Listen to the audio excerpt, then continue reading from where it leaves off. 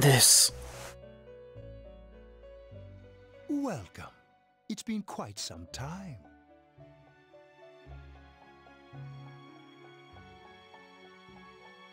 Do not be alarmed. You are fast asleep in the real world. I have summoned you within your dreams. Now then, your journey has taken you quite a distance thus far. Do you believe you'll be able to successfully solve this mystery? I don't know. With this being the very hour of your ordeal, it may not be so easily overcome. The precise destination of this vehicle, that too is getting rather hard to judge. If we continue driving blindly, we may end up leading you further away from the mystery that you must reach. Well, why don't we take a moment to look back on your journey? It was for that purpose that I summoned you here tonight, Margaret.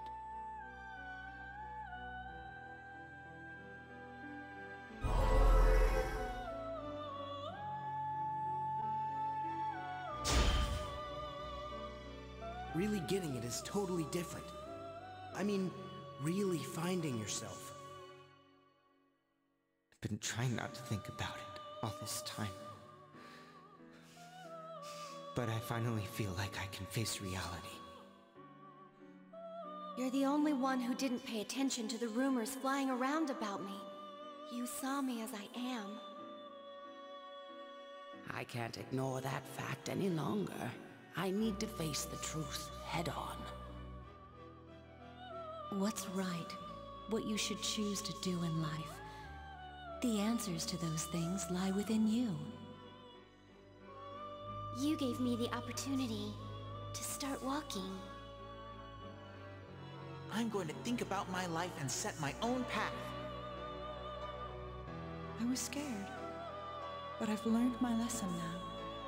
I won't just try and escape into my own personal time. We are experiencing the words engraved into your memory during your journey. All right, let's go ahead and think this through as much as we need. If we leave any unanswered questions behind, we'll just be lying to ourselves. I'll think as hard as I can and try to help. Come on, we've accomplished this much together, haven't we? Right. Together.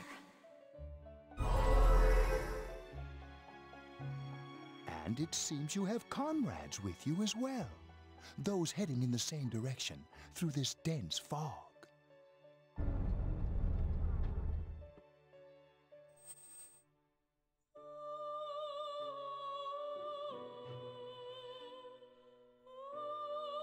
We'll be parked for the moment while I confirm our current heading. As I mentioned previously, this year will signal a great change in your life.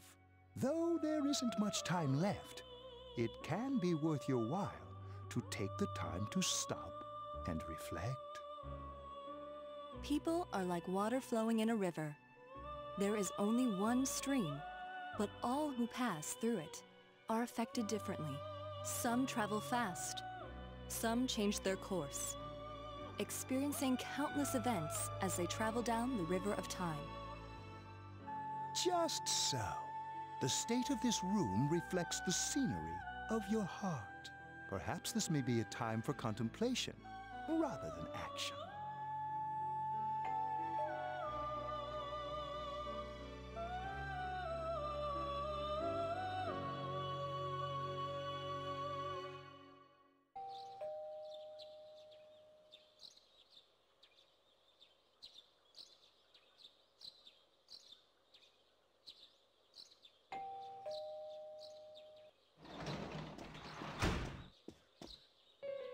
Teddy's missing.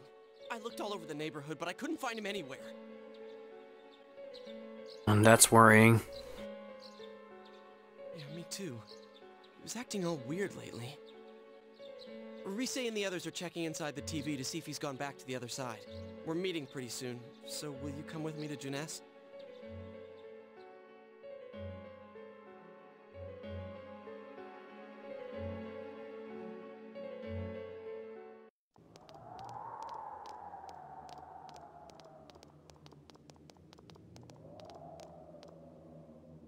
It's no use, man.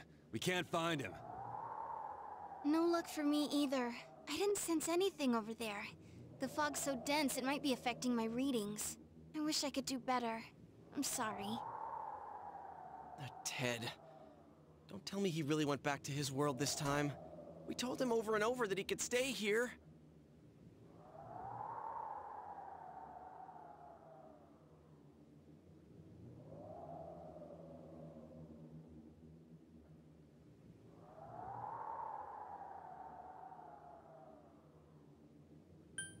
Let's think about this.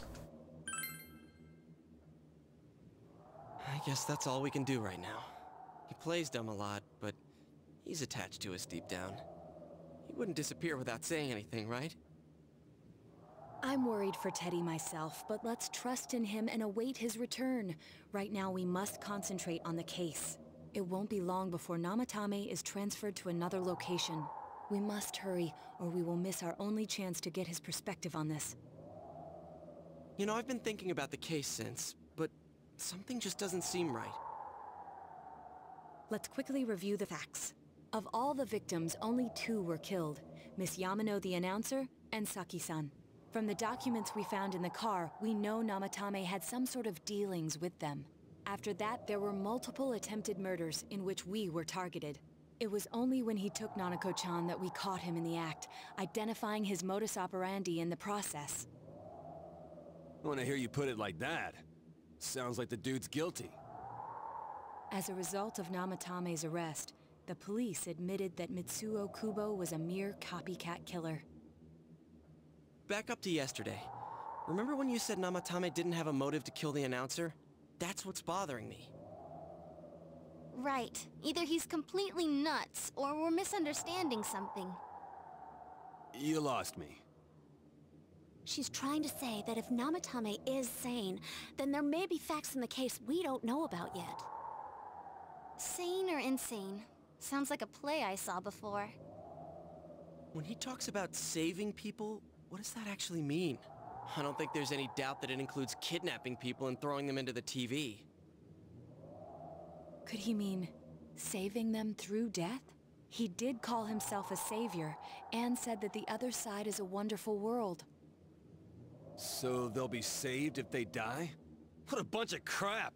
The bastard should have gone and saved himself! What do you think, Senpai? There's something else. If you think about it normally, it's gotta be him. But there ain't nothing normal about that world anyways. There's something I've been wondering about for a while. When we first encountered him, he said, "You're the ones I saved. Don't worry, I'll save this girl too." So, if he saves people by killing them, did he save us too? Wouldn't he actually have failed to save us? You raise a good point.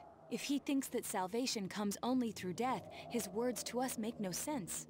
And another thing, the Namatame who appeared on the Midnight Channel said he failed to save Nanako-chan. Well, maybe he really was trying to save the victims by putting them inside the TV. Come on, don't get all quiet like that. You guys know I just say the first dumb thing that pops into my head. The possibility that he truly intended to save us. But he's still the one who threw in Saki-senpai and that announcer, right? Sure, we haven't nailed down his motives, but that doesn't change the fact that he killed them. Or what? You think someone else was involved? What makes you think so?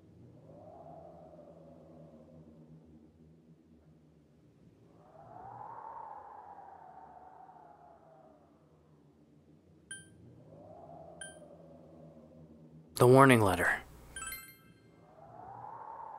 Warning letter? Oh yeah! Whatever happened to that thing? If Namatame's the killer, he must have been the one who wrote it, right? Let's review them. The first warning letter said don't rescue anymore. The second one said if you don't stop, someone close will be put in and killed. Yes, that's right. Isn't that kinda odd? Would someone who thinks he's saving people by killing them write stuff like don't rescue or kill?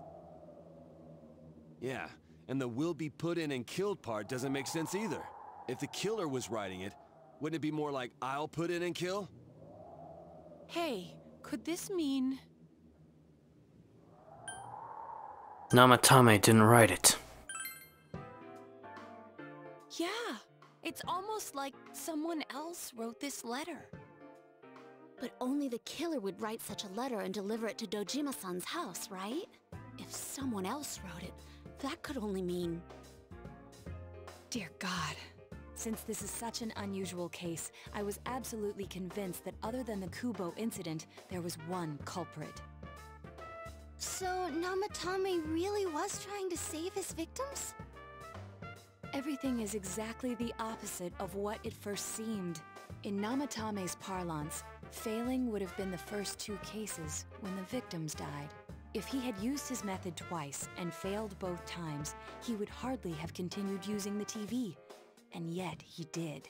It all seems to suggest that someone else wrote this warning letter while observing the entire case. Someone else? Then it wasn't Namatame that killed Saki-senpai and the announcer? We can't say for certain yet. We urgently need to speak with Namatame face to face.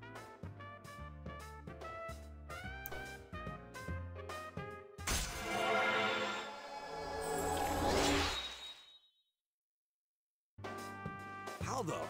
After what happened yesterday, they said they're gonna tighten security. I have a plan, but there's no time to waste. Let's hurry to the hospital.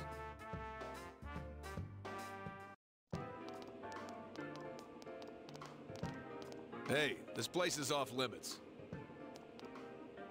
I'm a consultant with the police. I'd like a few words with Namatame-san. May I go in? This is Unit 252, requesting confirmation on an ID. Name of Naoto Shirogane. Huh? Ah. Understood. I see. Well, you're on the list. I can give you a few minutes, but I'll have to record your conversation with him for security purposes. Not that I expect you'll get anything coherent out of the guy. He's been spouting nothing but gibberish. I'd like him to accompany me as well. He has no identification, but this is an emergency situation, and he's here in Detective Dojima's stead. Huh? Detective Dojima sent him? I wasn't informed of this. I'll vouch for his identity. Well, I guess it's better than dealing with the man himself. We have our hands full with the transport procedures, so the last thing we need is Detective Dojima running wild. Detective Adachi is busy somewhere too. This is Unit 252. Huh? I see. Has something happened? There's something about a suspicious object out in the lobby. Ah, well then, this works out nicely. You should back up your colleagues downstairs. We'll keep watch over Namatame-san. A disturbance in a hospital lobby, after all. It sounds serious. If anything happens, hit the nurse call button. I'll leave the rest to you. Understood. Please be careful. I knew they were undermanned, but I didn't expect it to go this smoothly. Wow. There's nothing much inside that suspicious object, so he won't be gone long. All right, then now's our chance to talk to Namatame.